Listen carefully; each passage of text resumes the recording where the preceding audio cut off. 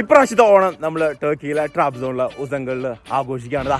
എല്ലാവരും പൂക്കളൊക്കെ ഇട്ട് നമ്മൾ അടിച്ച് പൊളിക്കാൻ പോവാണ്. സദ്യ മിസ്സിംഗ് ആണ്, പക്ഷെ നമ്മൾ പൂക്കളോ പായസമൊക്കെ കഴിക്കും. എല്ലാവർക്കും പാതിരാപ്പൂ വേണം, പാതിരാരാവ് വേണം, പാതിരാപ്പൂ വേണം, പാതിരാരാവ് വേണം, പാടിക്കളിക്കുവാനായി